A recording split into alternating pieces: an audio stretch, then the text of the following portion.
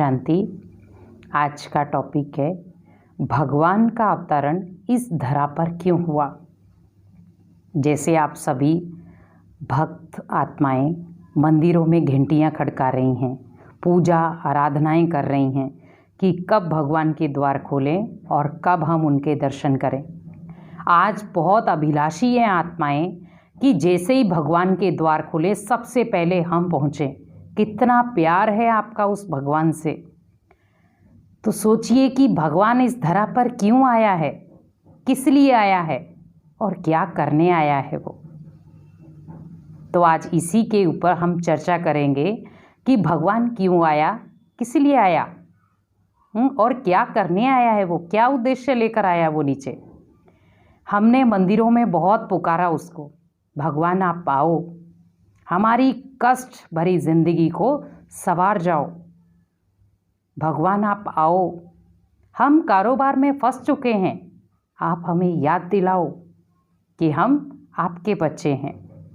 आज भक्तों की लिस्ट इतनी लंबी है और इतनी श्रद्धापूर्वक है कि आज भक्त भी बड़े प्यार से भगवान को याद करते हैं, बहुत नियम भी रखते हैं भगवान को पुकारने के। आज हम देखते भी हैं कि जैसे भगवान का कोई भी ऐसा त्यौहार आता है, हर बढ़ चढ़ के हिस्सा लेता है क्योंकि प्यार है। तो जहाँ बाप से प्यार होता है तो ऑटोमेटिकली उससे संबंध भी होता है। भगवान का भी हमारे से बहुत प्यारा संबंध है, एक बाप और एक बच्चे का। हम बच्चे हैं उसके, और जब बच्चा मुसीबत में आ जाए तो कौन उसे संवारता है, कौन उसे पुकारता है, किसको वो पुकारेगा? बाप को। और वो बाप है हम जिसको भी याद करते हैं। आज भगवान ने आपकी वही पुकार सुनी है। हम कहते भी थे भगवान आप जब आएंगे हम आप पर बलिहारी जाएंगे।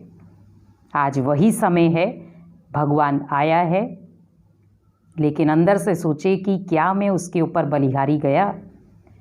भगवान तो आपके ऊपर बलिहार चल गया, लेकिन क्या मैं जा पाया? क्या मैं कहीं बिजनेस में तो नहीं खोया हुआ हूँ? क्या मैं वही जो रूटीन के धंधे थे उसी में तो नहीं हूँ? भगवान के लिए एक्स्ट्रा क्या कर रहा हूँ मैं? और वो भगवान के लिए नहीं है, आपके खुद के लिए है, क्योंकि हमारा कर्म ही भगवान से जोड़ता है। आज आप किसी को 2 पल की खुशी देते हैं, वो व्यक्ति क्या कहेगा? भगवान आपको लंबी उम्र दे, भगवान आपके घर में खुशियां बरसाए। आपने तो 2 पल की खुशी दी है उसको, लेकिन उसने आपको कितने पल की दुआएं दे दी? फील करिए, आपने 2 पल की खुशी दी है। इसी प्रकार भगवान ने आपको 21 जन्मों की खुशी दी है, और वो भी लिया क्या है? आपका एक जन्म। और वो इस एक जन्म में इतना कुछ आपको देके जाएगा कि आपको 21 जन्म कुछ मांगने की ज़रूरत नहीं पड़ेगी।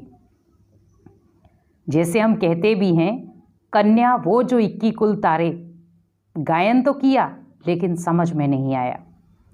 उसी प्रकार भगवान भी इस समय कहते हैं, बच्चे हमें परिवारों को भी संभालना है, अपने कारोबार को भी संभालना है, लेकिन साथ साथ भगवान के जो महावाक्य हैं उनके लिए भी टाइम निकालना है, क्योंकि वही अंतिम समय मेरे साथ जाएंगे।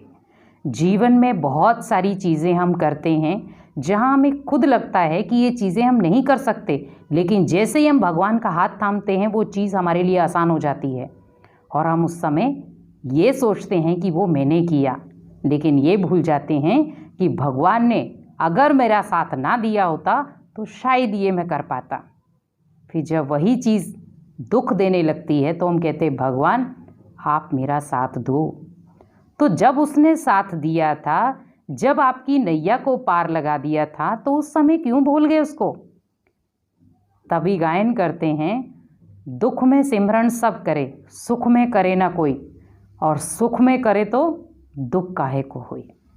इसीलिए दुख में अगर आप सिमरन करते हैं तो सुख में भी करिए, सुख में उसका धन्यवाद दें कि अगर आप मेरे जीवन में ना होते तो शायद मैं बहुत दुख दर्द में होता। लेकिन आप मेरे जीवन में हैं तो मुझे दुख तो क्या, कोई कांटा भी चुभो नहीं सकता, क्योंकि आपकी लाइफ भगवान की अमानत है, आपका जीवन भगवान की अमानत है। तो भगवान आपके जीवन को श्रृंगारने ही आया है। इसीलिए वो इस धरा पे आया है कि मेरे बच्चे जो अशांत हैं, दुखी हैं, परेशान हैं या मेरे को भूल चुके हैं, उन सभी को जाकर के मैं अपना परिचय दूं और उनको अपने घर का रास्ता बताऊं, और जिस लक्ष्य को वो भूल चुके हैं उस लक्ष्य को फिर से याद दिलाऊं। तो भगवान आपके लिए ही आया है कि आपका लक्ष्य, जो मनुष्य से देवता बनने का लक्ष्य था, उस लक्ष्य को वो आपको फिर से दिखाने आया है कि आप कल्प पहले वाली वही आत्माएं हैं जिनको आज दुनिया पूज रही है। जैसे छोटा बच्चा होता है, बहुत अच्छे कर्म करता है, तो हम उसको कहते हैं ये देवता है। जैसे वो देवता है नहीं, लेकिन उसके कर्म देवताओं जैसे हैं। इसी प्रकार आज मानव भी देव समान बनने के लिए बहुत प्रयास कर रहा है, लेकिन वो छोटी छोटी गलतियों के कारण ही उस प्रयास को हाथों से खो देता है। तो भगवान आपके लिए स्पेशल एक लॉटरी लेकर आया है, जिस लॉटरी को जो ले सकता है वही